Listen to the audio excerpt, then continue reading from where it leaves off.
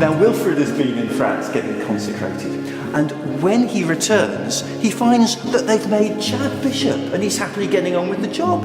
Wilfred is furious, but he bides his time in the south, sulking, until in 667, the new Archbishop of Canterbury comes. It's Theodore of Tarsus. And you can imagine that Wilfred would have sort of sidled up to him and said, "Oh, your grace, it's my sad duty to tell you that Chad should not be Bishop of Northumberland. His consecration was sadly irregular." And Theodore would have said, well, what was wrong with his consecration?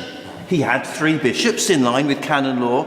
"Oh, your grace, he only had 1 bishop, Bishop Winnie, Bishop of Wessex. The other 2 bishops were Welsh. And so you see, they don't count." Theodore said, "Listen, I am from Turkey. What's wrong with being Welsh? Why is it that the Welsh bishops won't count? You see, your grace, the Welsh bishops won't have been consecrated by 3 bishops. Therefore, they're not proper bishops. Therefore, Chad is not a proper bishop. It should have been me, of course. I've got a piece of paper that says so." Wilfred, you took 2 years getting consecrated. What did you expect on your return? Well, that's not the point, your grace.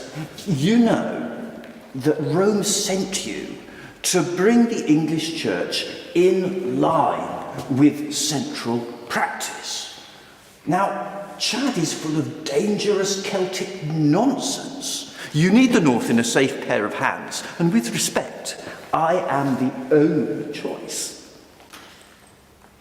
So in 669, when the Archbishop does his tour of England, he has a quiet word with Chad, and he expects a very difficult conversation. But he's surprised because Chad said, "Well, your grace, if you know any reason why my consecration was irregular, then I'll step down. I'll gladly step aside. I never felt worthy of being a bishop." Archbishop Theodore looks into the face of Chad. He sees that this isn't Celtic nonsense. This is true humility. And it is so refreshing.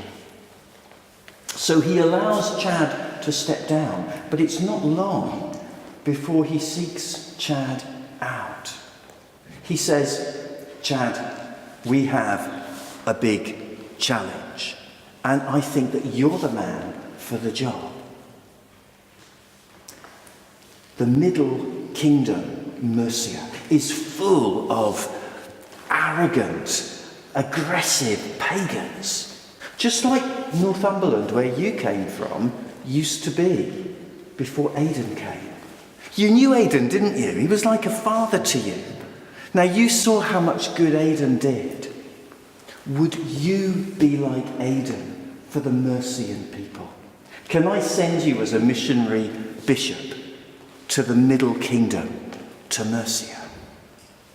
And of course, Chad says, yes, and he goes. Once again, he's following in the footsteps of Aidan. But you know, he goes one step further, because the Mercians are the sworn enemies of the Northumbrian people.